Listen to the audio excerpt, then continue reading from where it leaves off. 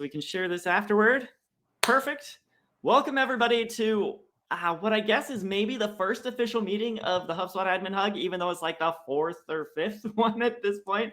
Months ago, I had the idea of launching this, and I reached out to the product team and asked if anyone had a great idea of things HubSpot admins might be interested in.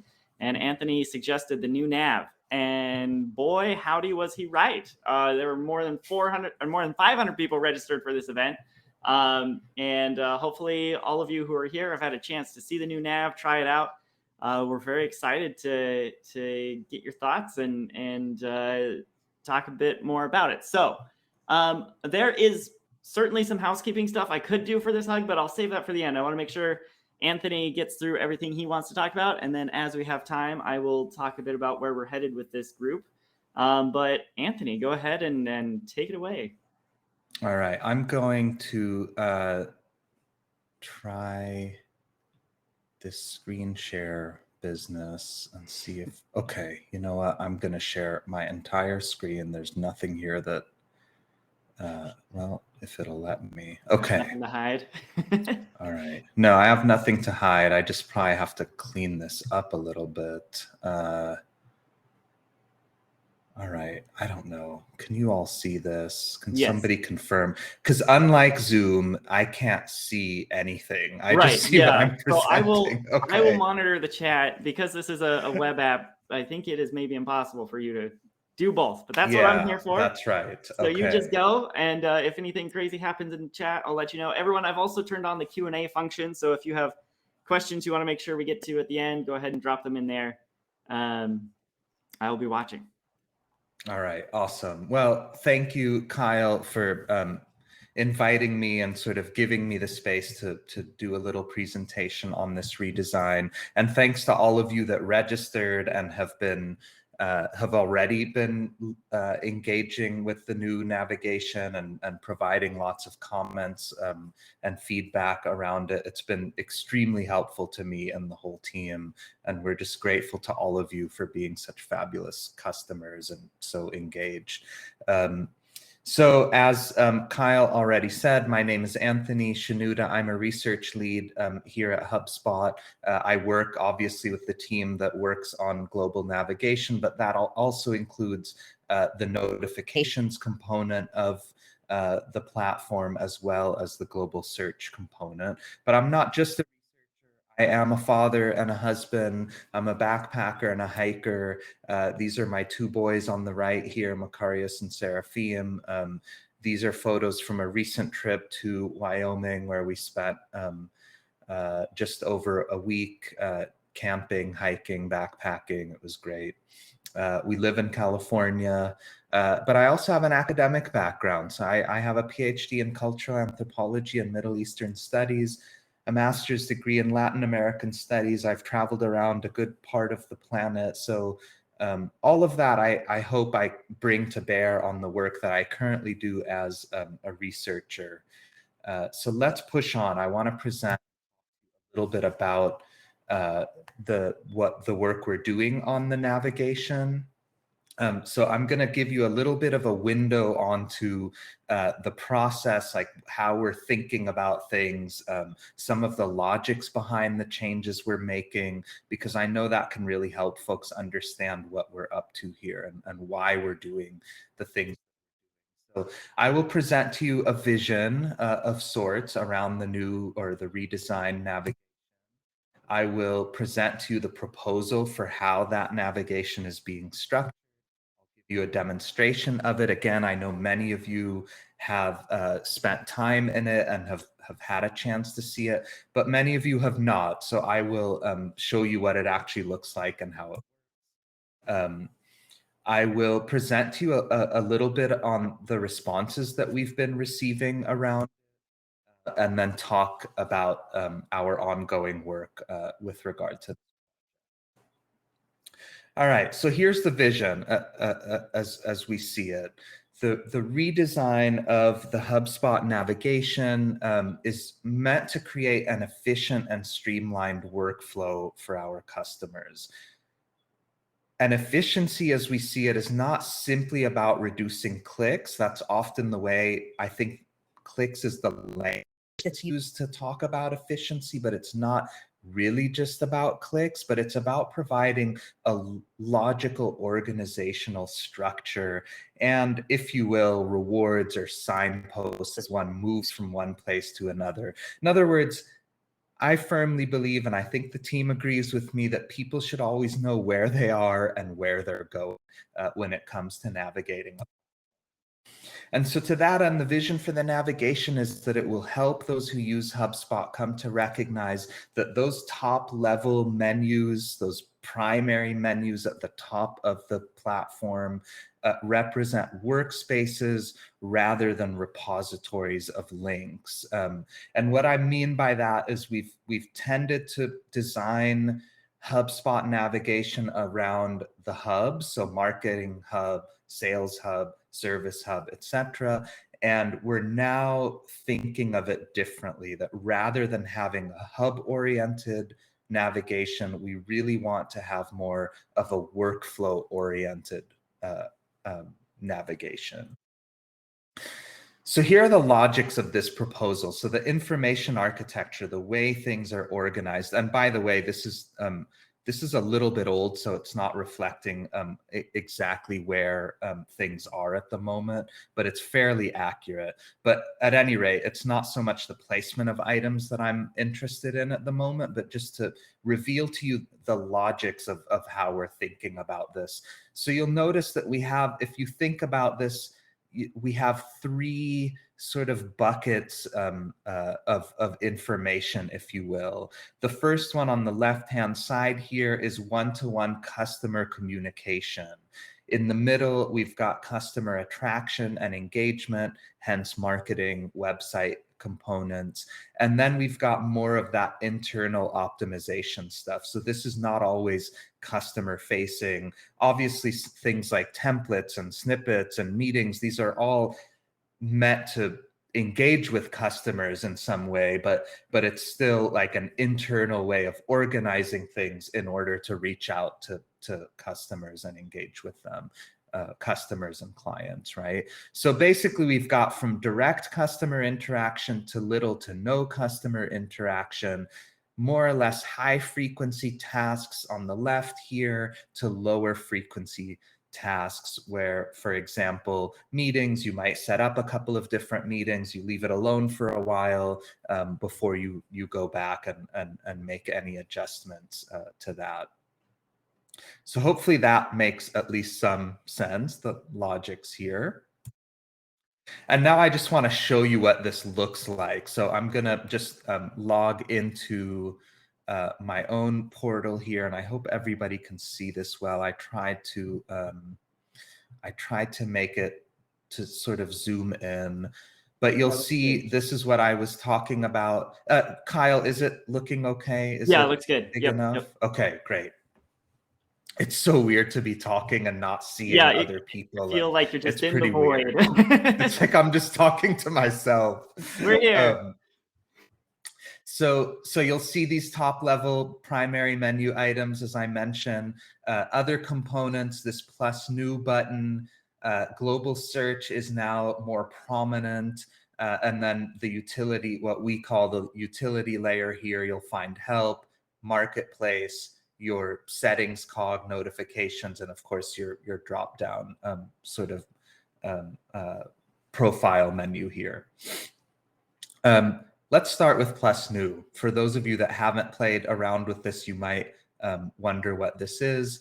Well, this is a way for you to quickly be able to do things that you might want to do from wherever you happen to be on the platform. So if you need to create a quote, you click there and it will take you to the quote page. You can go through the process and do that. Now, you'll notice that I was on when I did this and I clicked in here and it took me away. So like if I create company, you're going to notice that now it's taking me to the company's page. This is something that we're working on now. And the ideal for us is that what will happen is you don't leave the page that you're on. So if you're on deals, you're still going to see deals in this area here.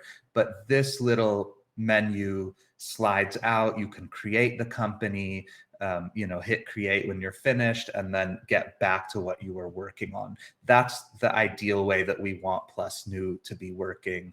You'll also notice that we've designed it so that you'll have the most recent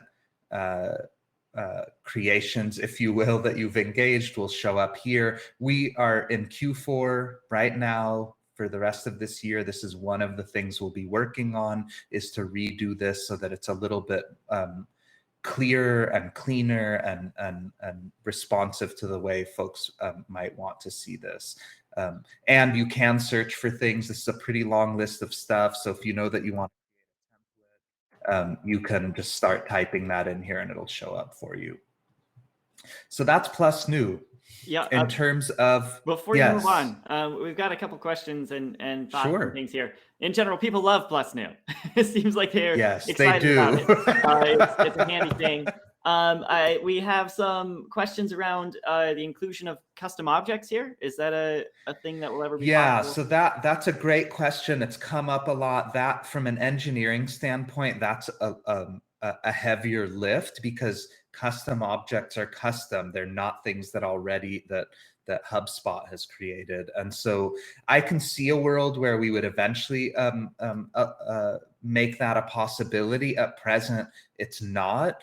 But I could see that in sort of future iterations of this. But again, from an engineering standpoint, it's a bit of a heavier lift here. So we kind of, to be very transparent and honest, we want to get this thing right with the things that we already have built in HubSpot before we would make that next move to custom objects. So I'm not saying no, it won't happen, but I think what I am saying is please be patient. Yeah, that makes sense when it comes to that. A couple other people are saying that even with the search, the list of things you can create in Plus New is pretty long, and just some suggestions, ideas from people, or maybe have it be relevant to the page you're on, or float those ones to the top, or some way of filtering or sorting.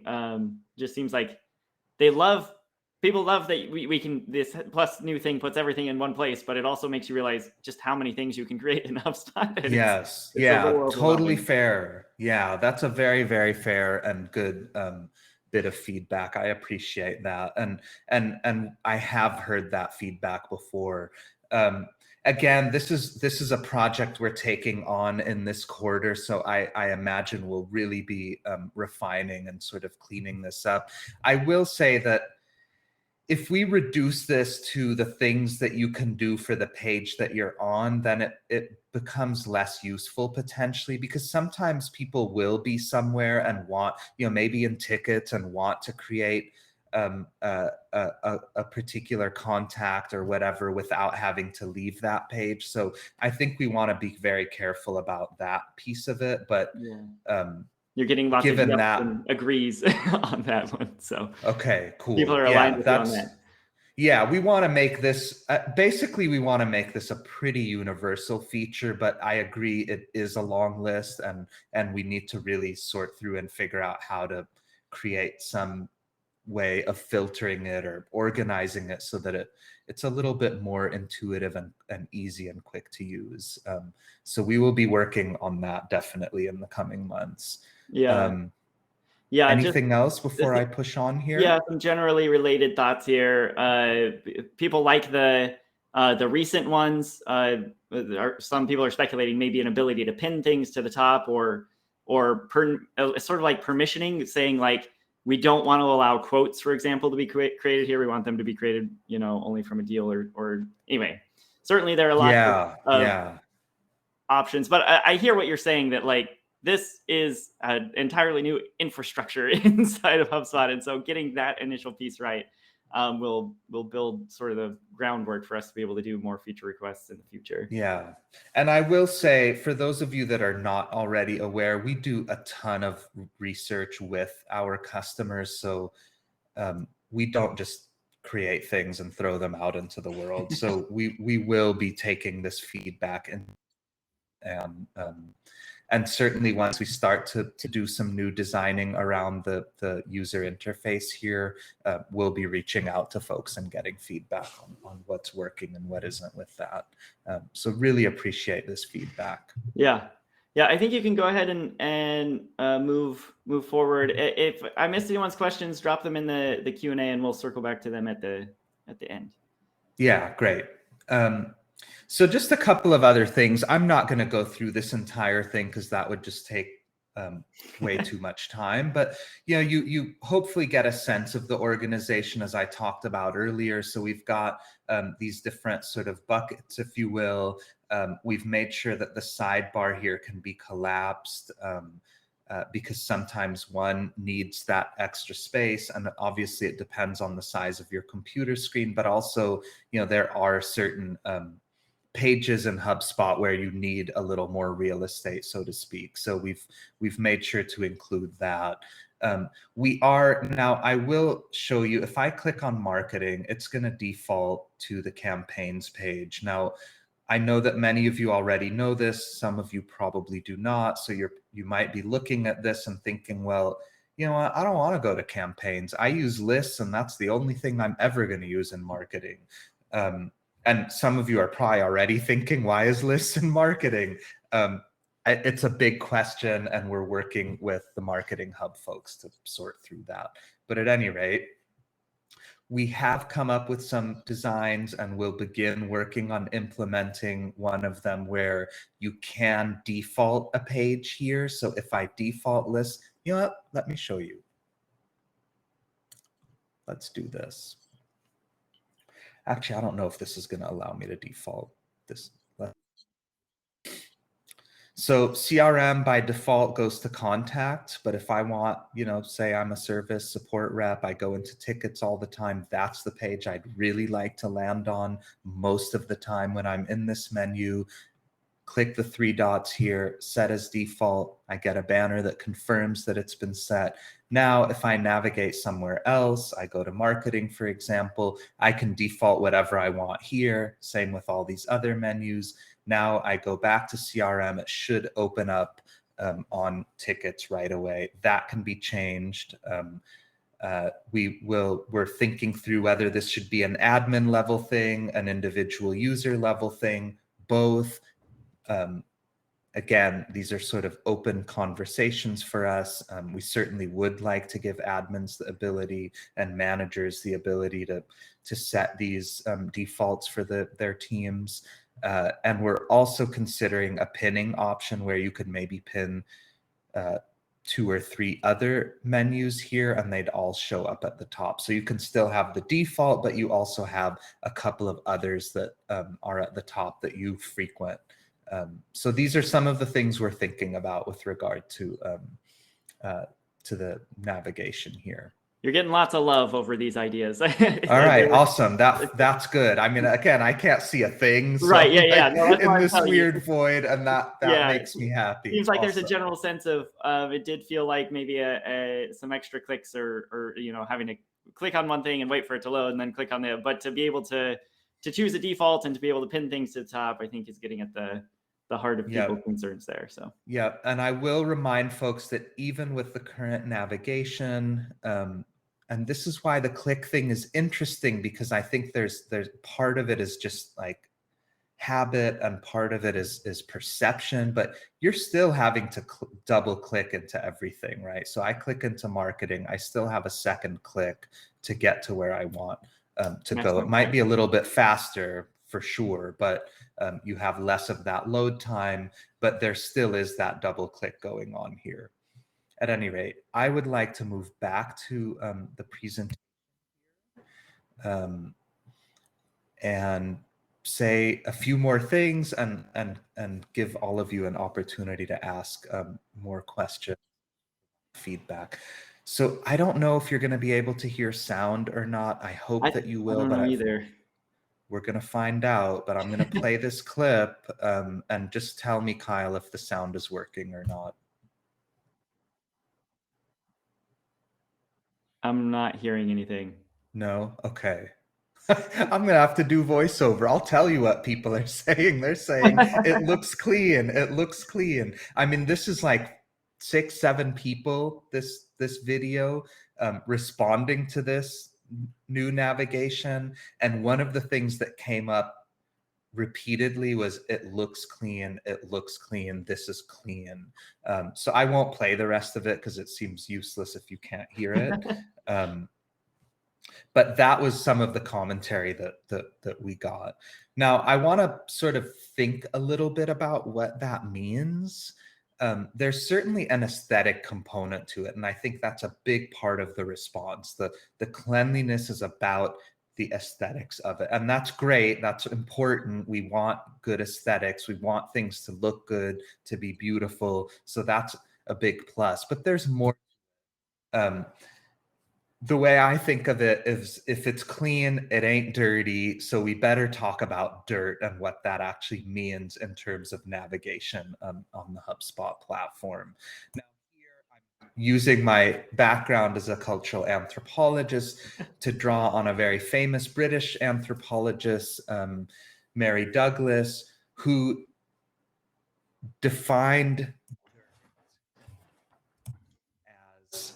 matter that is out of place. And this is such a wonderful definition of dirt, right? And even this little image that somebody created here is so is perfect for this, right? Like think about this plant, right?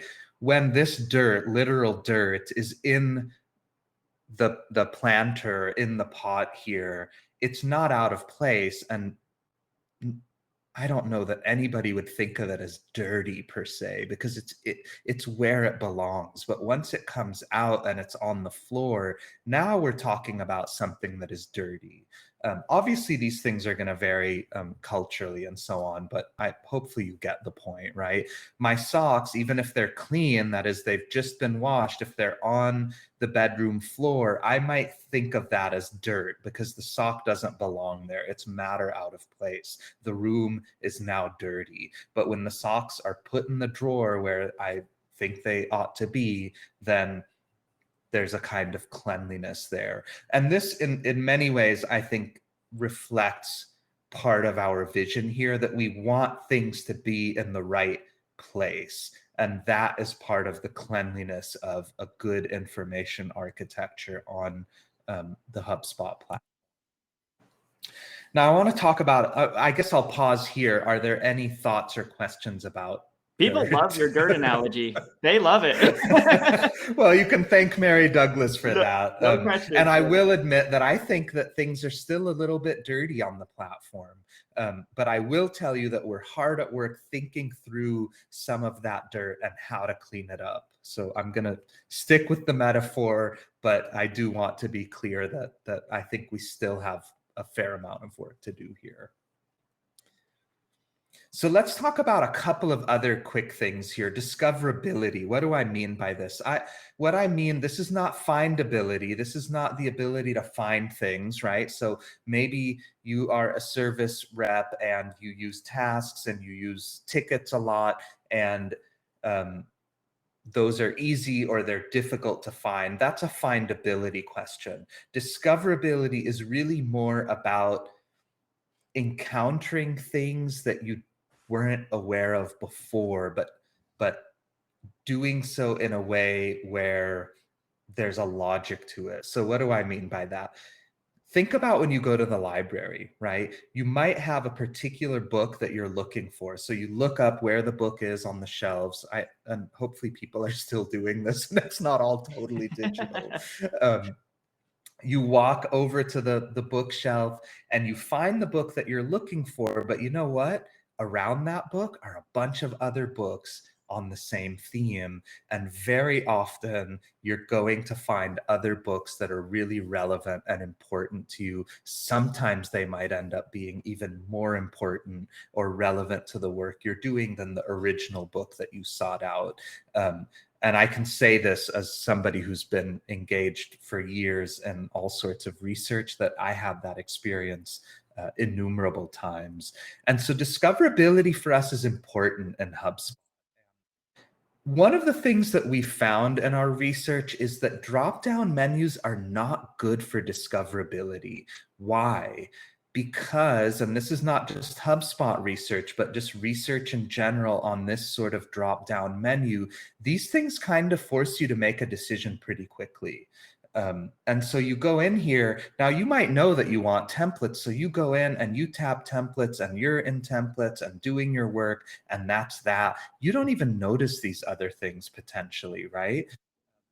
And indeed, I think some of the most impactful things in our lives, so I'm speaking very broadly here, whether they're positive or negative, are often those things that exert influence on us silently. They're quiet kinds of influencers, and drop-down menus do that. Again, research has shown, and I think is convincingly showing, that drop-downs tend to demand a quick response. So you click into it, you find what you're looking for or think you're looking for, you click on that and you're out.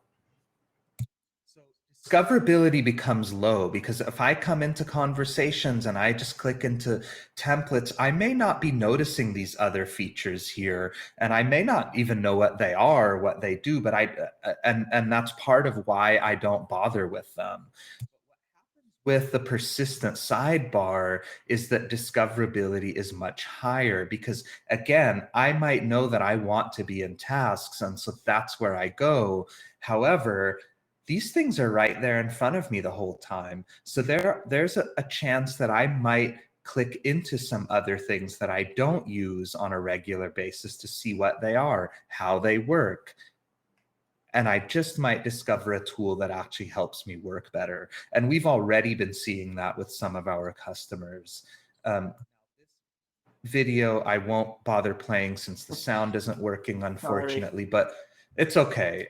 But I will again just explain. So what Maddie talks about here in an interview I conducted with her around the persistent menu is she voluntarily said to me that seeing all of this stuff here means that she might actually start clicking around and checking things out. Now, I know from an admin or a manager perspective, you might not want your team doing that. Permissions is there to help avoid some of that.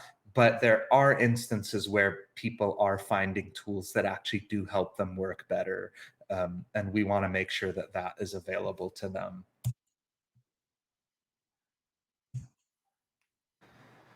So in a sense, the opportunity for us here is to organize tools, as I mentioned earlier, with a kind of workspace vision in mind, and to allow more of our customers to learn about how various tools can work together to help them more easily and efficiently accomplish tasks. Now, I, again, will admit, I don't think that work is finished or complete, and perhaps it never will be, but it's certainly a driving vision and force behind what we're up to. So there are a couple of pros, well, more than a couple of pros and cons in all of this with the side menu. Again, this is something we think about. Now, the sidebar menu keeps submenus visible. I just spoke to that. That discoverability is opened up in a way that dropdowns don't allow. And sorry, that's this number 2 pros. The first one is about movement. So, you know, we're trying to group tools together that people use together, so to speak. So you might want to have deals, contacts, companies in the same space. That's certainly now the case in the new CRM menu. So one can easily move across these within that one workspace, so to speak. Again, discoverability is opened up. Our hope, I think we're beginning to get closer to this. We may still have some work to do here, but the new top level menus require less memorization of where tools are located. At least that's what we've been hearing from many customers. Again, I know it's not perfect, but we're really trying to get that as good as we can. And then having less top level menus provides a cleaner aesthetic and potentially less cognitive load. So not having to think of all of these menus, where am I going to find things? I'll tell you right now, I use meetings all the time to set up interviews with customers, and I struggle to find it every single time because for some reason in my mind, meetings and conversations seem to go well together. So I'm always clicking in that menu and that doesn't work. And then I'm clicking into contacts and that doesn't work. And I finally remember that, oh, it's in sales. That's where I have to go. These are the kinds of things that we want to try to avoid as much as possible, having less of that cognitive load and that sense of, well, how do I interpret what this menu means and what might be underneath? Some of the cons, we have to recognize this. The sidebar does not allow for a quick view of submenus, and I think that's been a pretty big complaint here. Of that sneak peek of the menus can be really valuable and important. Clicking into top level menu leads to a specific page, so that may not be desirable. That's the landing page default thing that I spoke to. So we are already addressing that, and it will be resolved. We found the collapsibility of the sidebar sometimes isn't obvious to many people, so that is something we want to try to work on. Because we want to make sure that people know that they have that extra space if they need it. And then, of course, some tools are either difficult to find or they seem misplaced. So if I'm struggling with meetings and sales, I think now it's falling under that library menu, and it's still a struggle for a lot of people. So I'm not sure we've fully resolved that. But these are some of the things that we think about. Lists has come up a lot. It's in marketing and the new navigation. A lot of sales and other folks are using lists. So it's hard to make that link of lists and marketing. So again, one of the things we're trying to sort through. This is the last thing I want to talk about here, which is just our ongoing work, what we're up to these days. And I've mentioned some. But we continue to see customer feedback. Those of you that have opted into the new navigation, you are also invited to a Slack workspace. And thanks to all of you that have been in that space and are providing a ton of great feedback.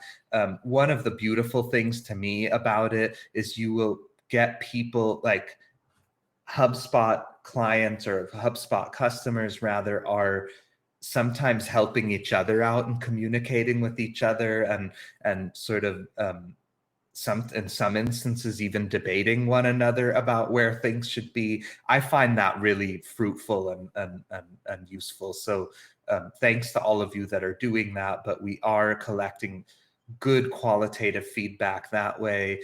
We're certainly working with our internal teams on what their visions are for certain tools and pages and where they think they belong and so on. So this is a lot of what you're seeing is not 100% on the navigation team. This is a collaborative effort.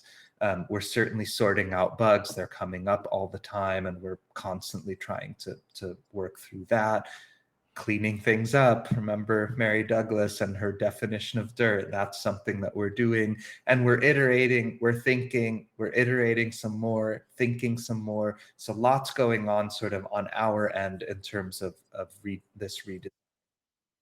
And finally, I'm going to end with one of the things we talk a lot about at HubSpot is creating a crafted, not cobbled platform. And that, in my mind, means that it needs to be dynamic, but it also means that change is going to happen. Now, most of us resist change when it happens because it's no longer familiar. We're faced with something that isn't familiar. But if something will be crafted and it will be dynamic, then it will change. And I can't help but reference Pink Floyd here and ask that question: did they get you to trade cold comfort for change? We don't want our customers to embrace a kind of cold comfort simply because change can be a challenge and difficult at times. So that's where we're at. This is what we're up to. 1,000 thank yous. These are the languages that I can survive in the world with. So 1,000 thank yous to Kyle and to all of you. And now if there are any questions, any more questions. Yeah, I'd if be you want happy to stop sharing your screen, you'll actually be able to see what's happening in the chat here. It's very much like what you Yes. described of the Slack space. People are debating with each other, they're connecting with each other, they're helping each other. Awesome. So one thing I wanted to call out, a theme. So something I learned that I did not know. A lot of folks here in this meeting love to go through the current nav, the old nav, and open things in new tabs. So they'll just open a whole bunch of different HubSpot. I've and seen it 1,000 times. they're saying that's a bit harder in the new one because you just gotta anyway. So that's one bit of feedback. Sounds like you're familiar with. I don't know. Was there anything else in it? There seems to be kind of a general question that we've gotten off in this long debate about the value of the inbox, which is not what I expected. But I think underlying that is how is your team making decisions about what gets like prime time location in a nav? Like, is that usage data, or is it how do you prioritize the things? Yeah. So in terms of where, okay, maybe I should start with this. Why is inbox even there? Maybe that's a question people have. It seems to be. And I look, I think a lot of you know that Service Hub doesn't get as much love as it should in HubSpot, right? There's a whole history to this, right? In a platform that's sort of designed around marketing, eventually sales, and service is introduced, and it sits on the back burner so often, right? The Service Hub team is hard at work to making those tools much more robust and to really like providing a more robust service component to HubSpot. And Inbox is effectively that space. They're actually working on it now that eventually that it will be much more robust than it currently is, and even a name change will likely happen. So that's it needs its space, right? We've deprecated the service menu in lieu of having this inbox space for Service Hub folks. And why is it the first thing that you see? If you're sort of a left to right reader, then you're going to see this on the left-hand side immediately. And I know that bothers a lot of people that never even touch it and don't care about it. But it does have to do with that logic that I shared earlier of one-to-one communication with customers. That's where chats are happening, emailing, lots of other things in that space, moving from there to the right where you're having more internal optimization work going on. Is there work to be done here? Probably. But, you know, again, this is not a decision that navigation can just make in a sense. Like, we're working with a lot of teams to sort through this and make sure somehow everybody is happy. And whenever you're trying to make everybody happy, it doesn't work and somebody's not going to be happy. And I'm sure you can all very much appreciate that, the challenge there. Yeah. Okay. Friends, if there's anything else in the chat that I have failed to surface to Anthony, please drop it in the Q&A. I'm moving over to that tab now. There are lots of questions, Anthony. People are concerned, even folks that you have ungated, they are worried if they turn it on for themselves, it'll be turned on for their whole portal. They are just wanting to make sure they don't kind of pull the rug out from under their whole team by opting into this. So yes, good. That's a great question. And I'm glad somebody asked it because I honestly wouldn't have thought to address it. The way I'm ungating people is with your personal ID. You probably don't even know what your personal ID is, but I do. And so I'm able to find it. And I've ungated folks that have requested have been ungated just for yourself. So you can opt in and out as often as you please. It will not impact the entire portal, so you don't have to worry about that. The only time portals have been ungated to the new nav experience is when people have explicitly asked me to do that. So some people sent me their hub IDs and so on, and I actually still only ungated them individually. And and in those cases, some people responded and said, can you just open the entire portal? Some people have sandbox portals they're using, so that's a space to just play around in, and they've wanted that entire portal open. But for the majority of you, if you haven't explicitly asked me to ungate a portal, it's just you as an individual. So you absolutely don't have to worry about your colleagues suddenly coming into a new experience and wondering what's happening. Got it. That's great. And then people are also asking about being able to turn it opt in and opt out. Is that... Yeah, so as often as you please. I know from some people that language is a little bit weird. You feel like if you opt out, that's it. You'll never be able to go back. That's actually not the case. So you will continue to see the option in your profile drop down to opt in if you have opted out. I know many of you are working with clients and doing training and so on. And so you obviously need to go back to the current navigation to work with them. So don't worry about that. Opt out, do the work you need to do. If you want to opt in, do it. You want to do it 1,000 times a day, no problem. Maybe don't. But I mean, yeah, that's probably a pain, but you can do that if you want. There are also some people asking how to join the beta and mentioning it's not in the beta management yet. Just to be clear, this is not an open beta yet. You all got early access. No, it is private, right. So the only way for you to get access, if you haven't already, is to reach out to me or Anthony's the one who will do it. We'll turn it on for you, and then you will be able to opt yourself in and out. Yeah, so send an email to me, the initial of my first name, last name, so ASHENODA @HubSpot.com. Tell me that you'd like to be ungated, and I'll do it. It is still a private beta. We haven't rolled this out to a general population of HubSpot customers and users yet. Do you have a sense of when that will happen? Do you have even rough? Not until the new year. Okay. I think that utility layer that the settings cog and all of that will roll out before the end of the year. That's not a huge change. In fact, I suspect a lot of people won't even notice a big change there. And it won't be until the new year that we slowly start rolling this out. And the way that we plan to do it is to effectively ungate small groups at a time, see how things are going, make sure we've got people sort of opted in for a certain period of time, and like a certain percentage of the people that have been ungated are opting in and staying in, and then we would sort of continue to open it up further. So it's a pretty slow going process, but we're doing that because we want to make sure people can adapt, little kinks are ironed out and so on before it becomes absolutely the new nav. There's a point at which new customers would just immediately kind of step into that new nav experience. I don't remember the timeline for that off the top of my head, but obviously that will happen before the current HubSpot customers would be sort of forced into that experience. Yeah. And I mean,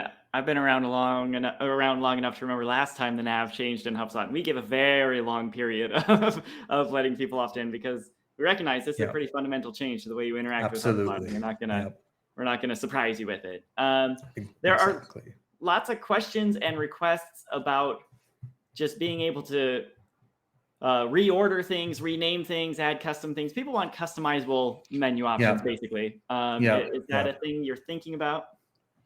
Well, I think it's a thing we have to always be thinking about, because customers are always asking about it. Excuse me. I want to say this. I want to be very transparent, and some of you have sort of communicated with me individually, and so you've heard me say this.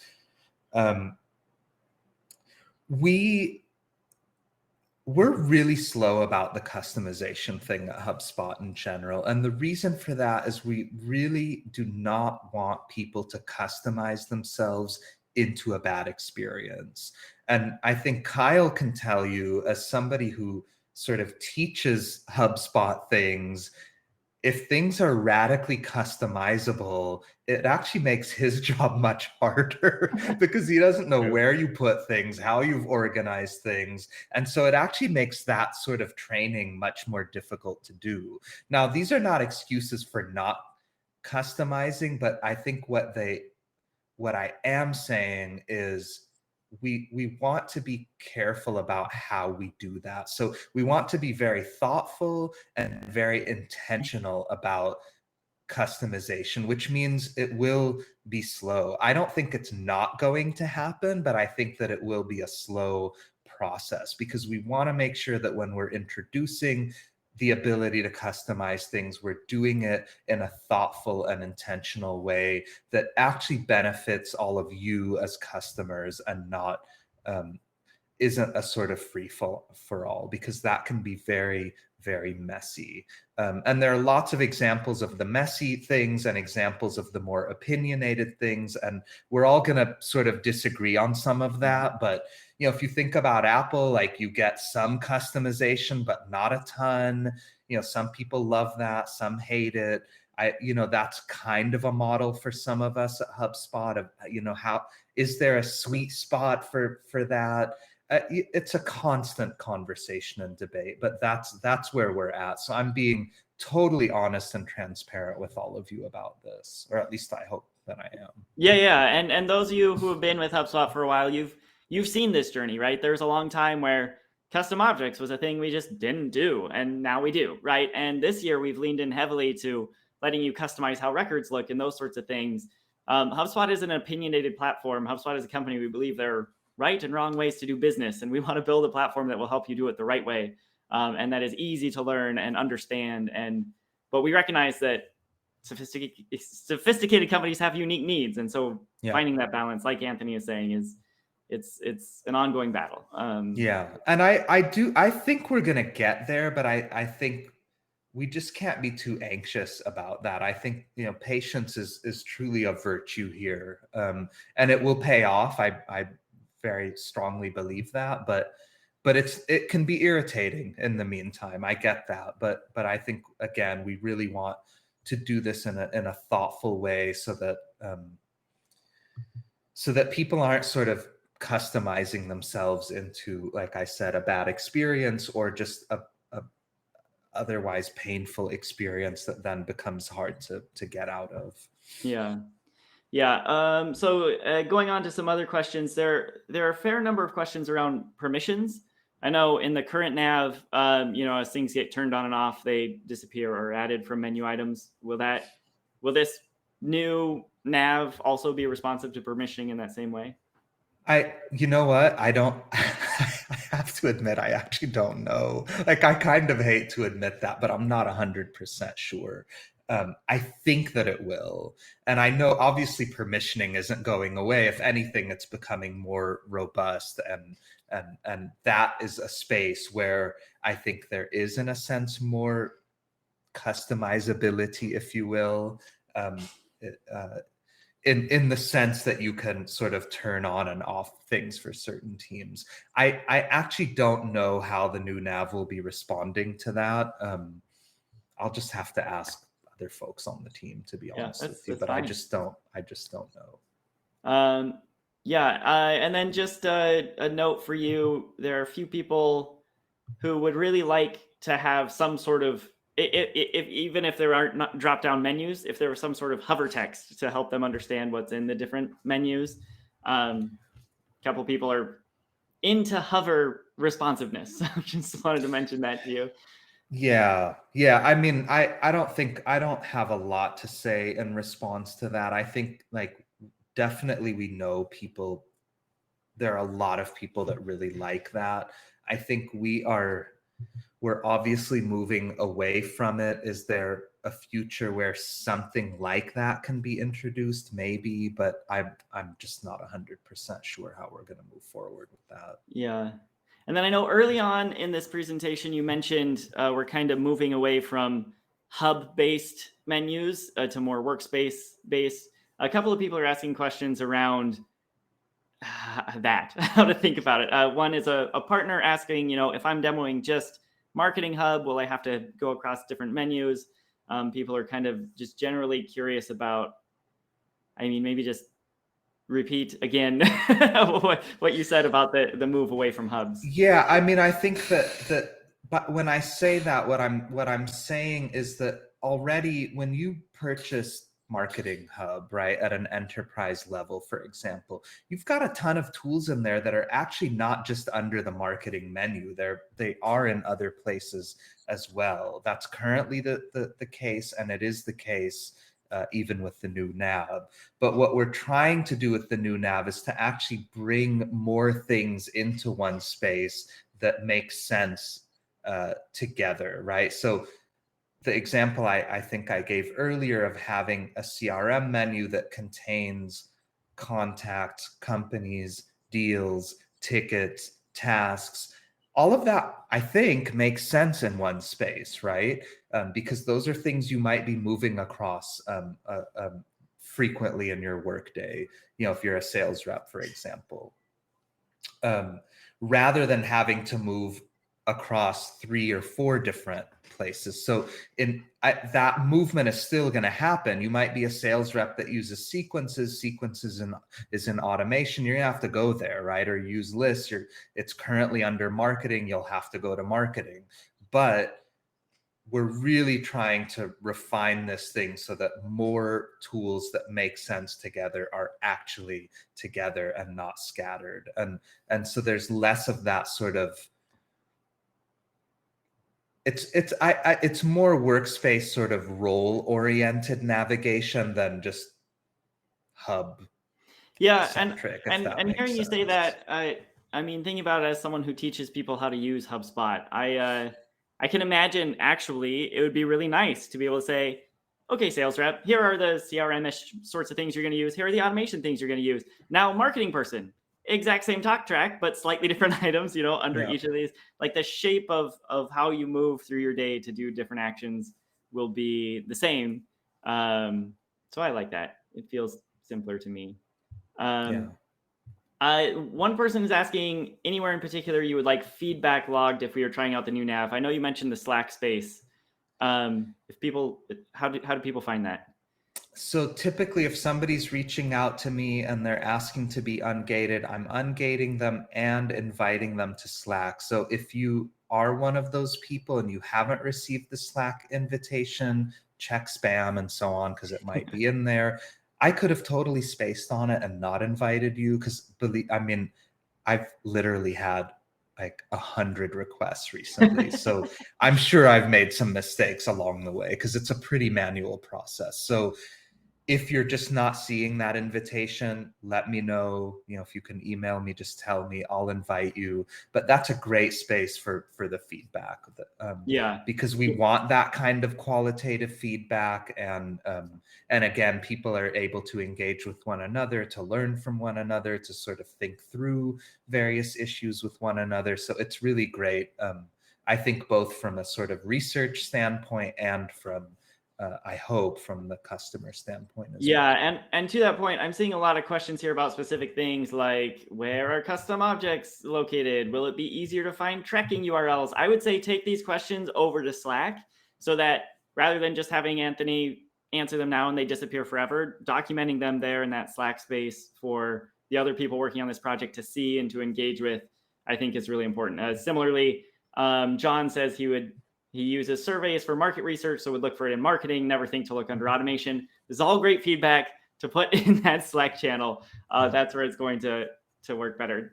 Gemma mentions she's going to miss the sprocket as the home icon. I also love the sprocket menu. But I haven't played around enough with the new nav to know for sure. I know currently we have a setting where you can set your home page. And then that sprocket takes you there at any point. Is that same functionality in the new nav? So I'm glad this is being asked about, and I think I can sympathize with the sprocket versus little house icon thing. I will tell all of you this, that homepage in the coming year will be a big area of research and development for us. So we are actually thinking a lot about this is where customization comes in, a homepage where you can actually see the things that you want to see, and engage with the kinds of information that you want to engage with. How exactly that's going to look, I don't know. I have no idea. Like, we're really at the beginnings of research there, but we're hoping that that is a space where people can have quick links to things that they need, maybe mini dashboards if they want that. You know, some people want to see their tasks right away, or they want deals right away, or something like that. I'm envisioning potentially a sort of widget thing where you can move things around. Again, from an engineering standpoint, I'm not an engineer, so I can come up with things and have no idea how easy or difficult they are to create. But that is the hope for that homepage, that it really could be a space where people can have, it is a home in a sense, because currently it kind of isn't, right? And maybe at that point, the home icon will feel a little bit better. Yeah. No, I love that. And people are loving it in the chat. I know that's been a long time internal dream in HubSpot. What does a home base look like? And to finally get that figured out would be great. So a couple of pretty niche requests. I know we're right up at time here. April would like to know if she can get a copy of the feedback video you tried to share that we didn't have sound for, because she would love to get her teams excited about the new nav. I love that thought. Maybe reach out in the Slack channel, April.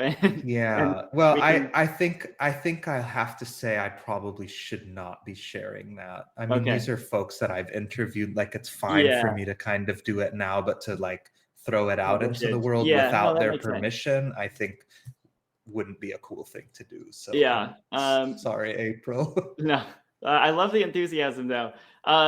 Trip asks how knowledge base articles, Academy, and etc. are going to be updated, and when we can see this documentation. As an Academy person, I can tell you that's something we were thinking through. Almost every Academy video says, to access this tool, click on this button and then select this side. And so there's a lot of updating we're going to have to do. And how we cross that bridge, we are trying to figure out. But I don't know if we are currently planning, either on the Academy side or the Knowledge Doc side, a piece that's just welcome to the new navigation. Here's how it works. But I could definitely see that being valuable, and that's certainly something I'll take back to the team.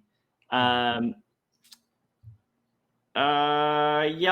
of opinions here on where things are or could be or should be. So I'm just going to say take that to the Slack channel, since we've got basically 1 minute left here. We're going to be able to, you're going to have a more fruitful discussion there than if we try to just do a speed round of questions here at the end with Anthony. So I think I'm going to call it there. That's thank you, Anthony, so much for being here. The 100 of you who are still here, we got up to like 140 or 150. Thank you so much for joining in. Again, if any of you have not been ungated or unlocked or whatever you want to call it for the new experience, Anthony's your man for that. Any feedback, ideas, suggestions, take them to that Slack space. And yeah, thanks so much for being here, Anthony. Really appreciate it. Thank you, Kyle. And thanks to all of you again, such fabulous customers. I have to say, every time I chat with customers, I'm so delighted to be working at HubSpot, because it's just such a joy, and the engagements are always really open and just absolutely beautiful. So thanks to all of you for giving me the space and the time to chat with you about all of this. And I look forward to your feedback and for our continued arguments about where things should go and how Friendly and all arguments, of that. That's part of the job, right? Yeah, absolutely. Okay, we are at time. So